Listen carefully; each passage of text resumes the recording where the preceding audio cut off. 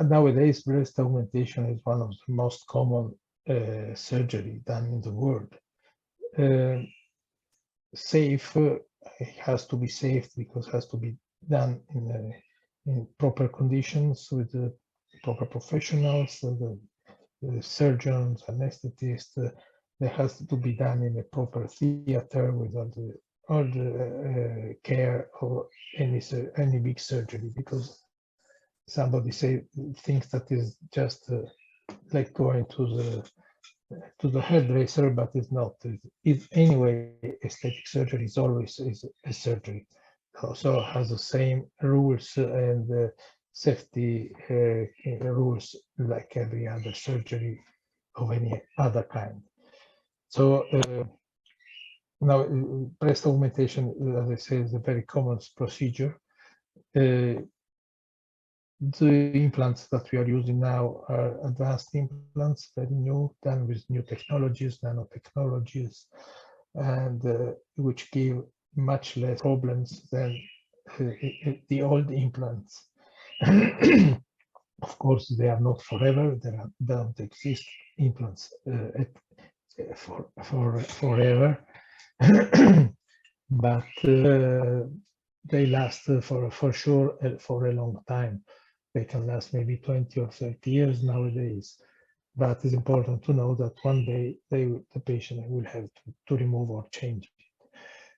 Even if it happen or they break, is not a big problem because the silicone is a compact gel, so it's not liquid, so it doesn't go around the body, but remains inside the implant.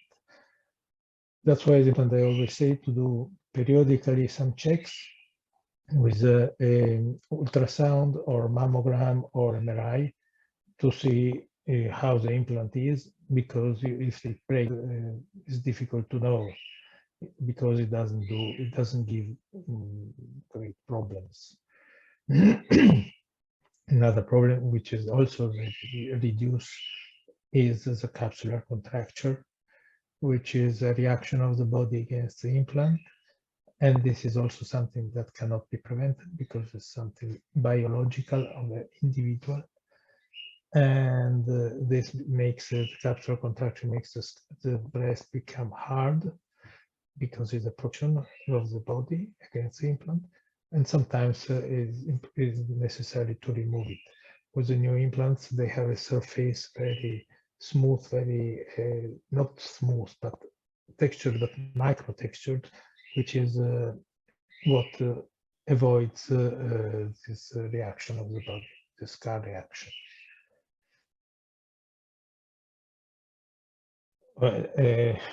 Like every tissue of our body, also the breast, even if with an implant, follows his life. So after some years, the breast will become more fatty, will become a little bit more ptotic, which means more loose. So they will follow. Gravity always wins, so they will follow their way with or without the implant. So if the patient puts the implant that when he is 20 years old, for sure when she will be 40, it will not be the same breast like before.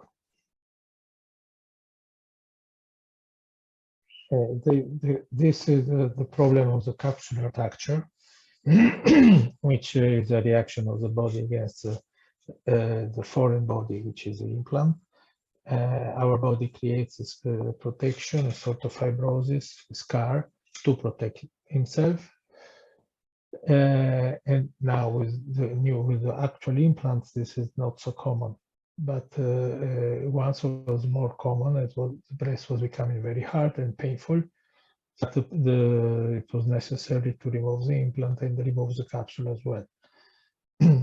Fortunately, now this is less common.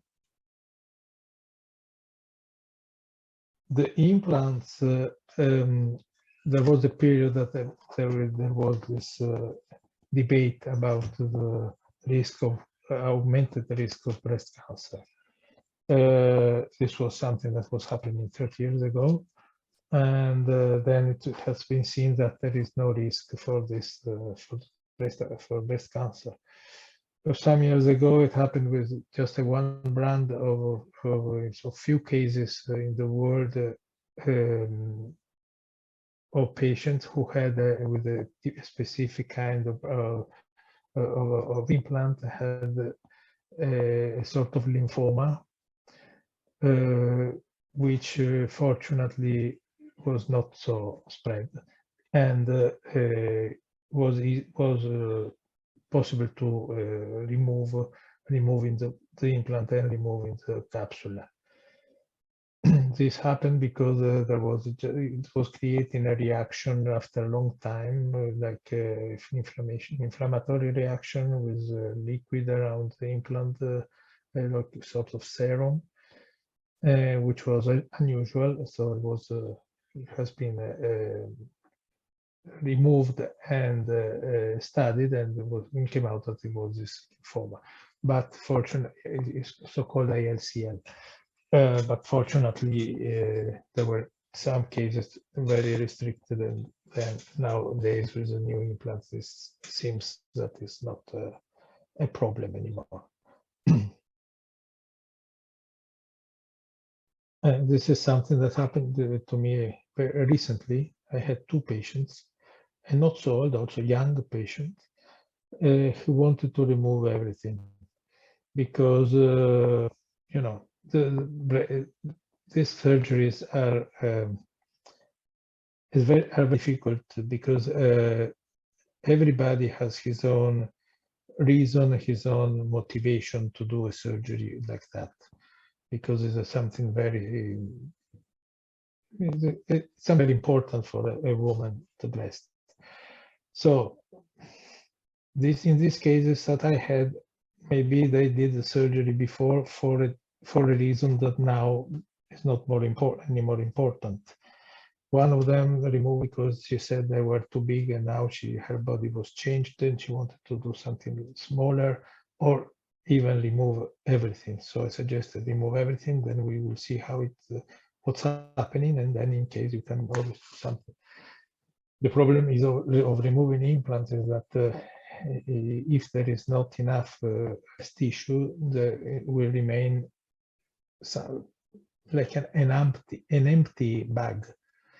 So it has to be evaluated which is better, in one way or the other way. But anyway, there are some cases of people who want to remove. On the other side, I had patients over 80 who had implants all life, and at that point the implant was old and was broken or not so, was painful or something. They wanted to remove and to put other implants because they said, I always had a breast, all my life I had a breast, I want to go on having a breast. So the cases are very, very different. It's very individual, and the problem is not easy to solve like that, because some people say, oh, look, that one, why she did this surgery, why she did that. You have to go inside the head of the people to understand which are the reasons that push them to take a decision.